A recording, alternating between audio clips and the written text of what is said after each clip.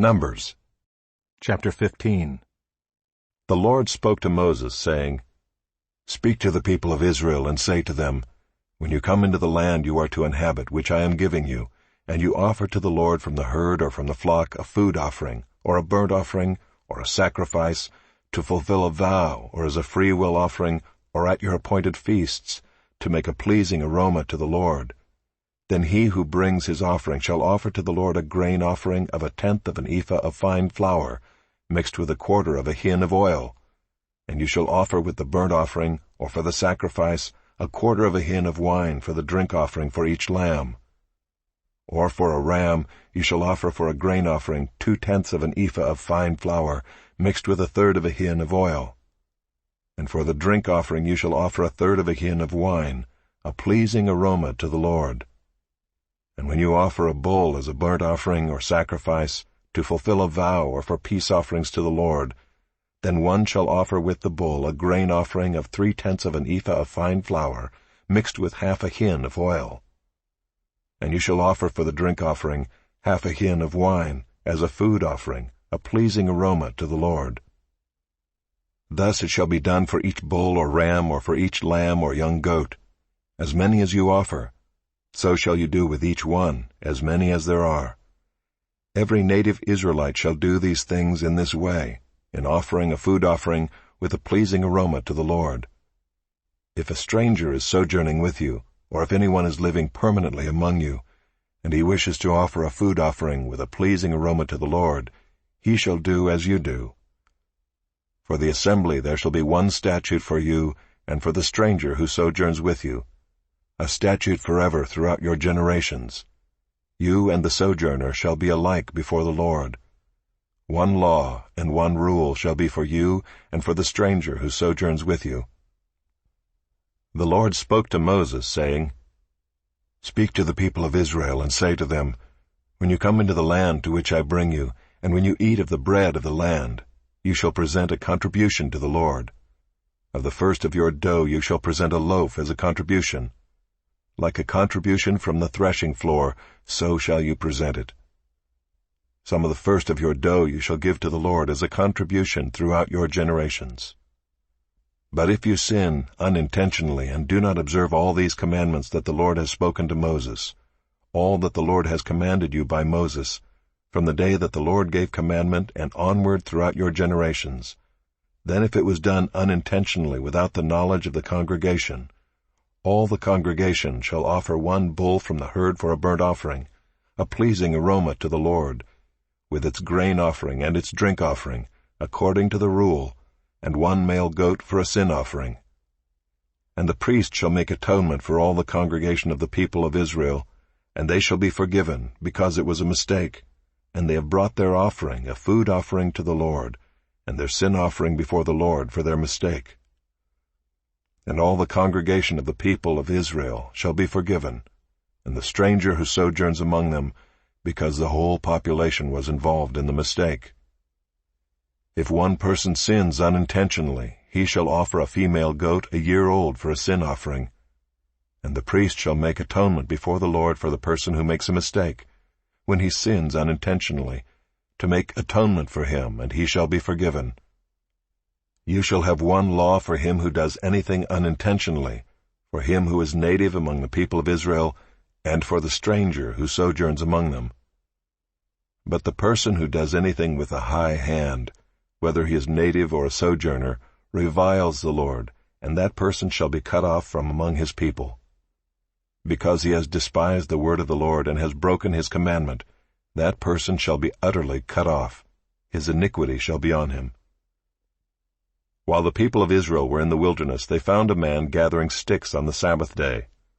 And those who found him gathering sticks brought him to Moses and Aaron and to all the congregation. They put him in custody because it had not been made clear what should be done to him. And the Lord said to Moses, The man shall be put to death. All the congregation shall stone him with stones outside the camp. And all the congregation brought him outside the camp, and stoned him to death with stones, as the Lord commanded Moses. The Lord said to Moses, Speak to the people of Israel, and tell them to make tassels on the corners of their garments throughout their generations, and to put a cord of blue on the tassel of each corner. And it shall be a tassel for you to look at and remember all the commandments of the Lord, to do them, not to follow after your own heart and your own eyes, which you are inclined to whore after. So you shall remember and do all my commandments, and be holy to your God. I am the Lord your God, who brought you out of the land of Egypt to be your God. I am the Lord your God. Psalm 51. To the choirmaster, a psalm of David, when Nathan the prophet went to him after he had gone into Bathsheba. Have mercy on me, O God, according to your steadfast love. According to your abundant mercy, blot out my transgressions. Wash me thoroughly from my iniquity, and cleanse me from my sin. For I know my transgressions, and my sin is ever before me. Against you, you only, have I sinned, and done what is evil in your sight, so that you may be justified in your words, and blameless in your judgment. Behold, I was brought forth in iniquity, and in sin did my mother conceive me. Behold, you delight in truth in the inward being, and you teach me wisdom in the secret heart. Purge me with hyssop, and I shall be clean. Wash me, and I shall be whiter than snow. Let me hear joy and gladness. Let the bones that you have broken rejoice.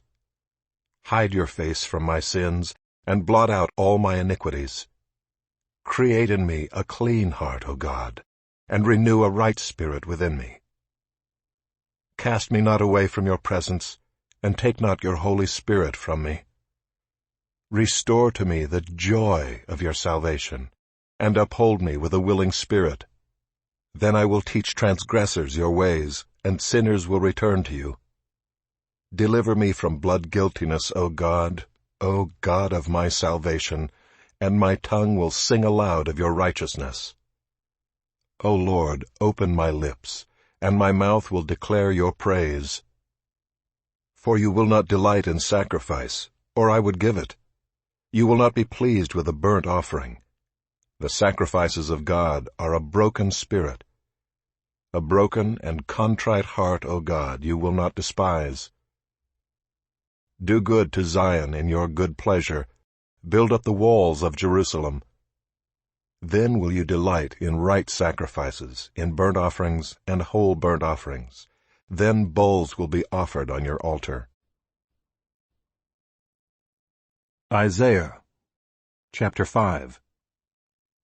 Let me sing for my beloved, my love song concerning his vineyard. My beloved had a vineyard on a very fertile hill. He dug it and cleared it of stones, and planted it with choice vines. He built a watchtower in the midst of it, and hewed out a wine vat in it. And he looked for it to yield grapes, but it yielded wild grapes. And now, O inhabitants of Jerusalem and men of Judah, judge between me and my vineyard. What more was there to do for my vineyard that I have not done in it? When I looked for it to yield grapes, why did it yield wild grapes? And now I will tell you what I will do to my vineyard. I will remove its hedge, and it shall be devoured. I will break down its wall, and it shall be trampled down. I will make it a waste, it shall not be pruned or hoed, and briars and thorns shall grow up. I will also command the clouds that they rain no rain upon it. For the vineyard of the Lord of hosts is the house of Israel, and the men of Judah are his pleasant planting. And he looked for justice, but behold, bloodshed; for righteousness, but behold, an outcry. Woe to those who join house to house, who add field to field until there is no more room, and you are made to dwell alone in the midst of the land. The Lord of hosts has sworn in my hearing, surely many houses shall be desolate, large and beautiful houses without inhabitant. For 10 acres of vineyard shall yield but 1 bath, and a homer of seed shall yield but an ephah. Woe to those who rise early in the morning, that they may run after strong drink, who tarry late into the evening as wine inflames them. They have lyre and harp, tambourine and flute and wine at their feasts. but they do not regard the deeds of the Lord, or see the work of his hands. Therefore my people go into exile for lack of knowledge. Their honored men go hungry, and their multitude is parched with thirst. Therefore Sheol has enlarged its appetite, and opened its mouth beyond measure. And the nobility of Jerusalem and her multitude will go down, her revelers and he who exults in her. Man is humbled, and each one is brought low, and the eyes of the haughty are brought low. But the Lord of hosts is exalted in justice, and the holy God shows himself holy in righteousness. Then shall the lambs graze as in their pasture, and nomads shall eat among the ruins of the rich. Woe to those who draw iniquity with cords of falsehood, who draw sin as with cart ropes, who say, "Let him be quick, let him speed his work that we may see it. Let the counsel of the Holy One of Israel draw near, and let it come that we may know it." Woe to those who call evil good and good evil, who put darkness for light and light for darkness, who put bitter for sweet and sweet for bitter.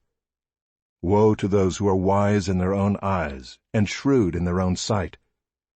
Woe to those who are heroes at drinking wine, and valiant men in mixing strong drink, who acquit the guilty for a bribe and deprive the innocent of his right. Therefore as the tongue of fire devours the stubble, and as dry grass sinks down in the flame, so their root will be as rottenness, and their blossom go up like dust. For they have rejected the law of the Lord of hosts, and have despised the word of the Holy One of Israel. Therefore the anger of the Lord was kindled against his people, and he stretched out his hand against them and struck them, and the mountains quaked, and their corpses were as refuse in the midst of the streets. For all this his anger has not turned away, and his hand is stretched out still. He will raise a signal for nations far away, and whistle for them from the ends of the earth. And behold, quickly, speedily they come. None is weary, none stumbles, none slumbers or sleeps. Not a waistband is loose, not a sandal strap broken. Their arrows are sharp, all their bows bent. Their horses' hooves seem like flint, and their wheels like the whirlwind. Their roaring is like a lion. Like young lions they roar, they growl and seize their prey. They carry it off, and none can rescue. They will growl over it on that day, like the growling of the sea. And if one looks to the land, behold, darkness and distress, and the light is darkened by its clouds. The Letter to the Hebrews, Chapter 12. Therefore, since we are surrounded by so great a cloud of witnesses, let us also lay aside every weight and sin which clings so closely, and let us run with endurance the race that is set before us, looking to Jesus, the founder and perfecter of our faith, who for the joy that was set before him endured the cross, despising the shame, and is seated at the right hand of the throne of God. Consider him who endured from sinners such hostility against himself, so that you may not grow weary or faint-hearted. In your struggle against sin, you have not yet resisted to the point of shedding your blood. And have you forgotten the exhortation that addresses you as sons? My son, do not regard lightly the discipline of the Lord, nor be weary when reproved by him. For the Lord disciplines the one he loves, and chastises every son whom he receives. It is for discipline that you have to endure. God is treating you as sons. For what son is there whom his father does not discipline? If you are left without discipline in which all have participated, then you are illegitimate children and not sons. Besides this, we have had earthly fathers who disciplined us, and we respected them. Shall we not much more be subject to the Father of spirits and live? For they disciplined us for a short time, as it seemed best to them. But he disciplines us for our good, that we may share his holiness. For the moment all discipline seems painful rather than pleasant, but later it yields the peaceful fruit of righteousness to those who have been trained by it. Therefore lift your drooping hands, and strengthen your weak knees, and make straight paths for your feet, so that what is lame may not be put out of joint, but rather be healed. Strive for peace with everyone, and for the holiness without which no one will see the Lord. See to it that no one fails to obtain the grace of God, that no root of bitterness springs up and causes trouble, and by it many become defiled, that no one is sexually immoral or unholy like Esau, who sold his birthright for a single meal. For you know that afterward, when he desired to inherit the blessing, he was rejected, for he found no chance to repent, though he sought it with tears. For you have not come to what may be touched, a blazing fire and darkness and gloom and a tempest and the sound of a trumpet and a voice whose words made the hearers beg that no further messages be spoken to them. For they could not endure the order that was given. If even a beast touches the mountain, it shall be stoned.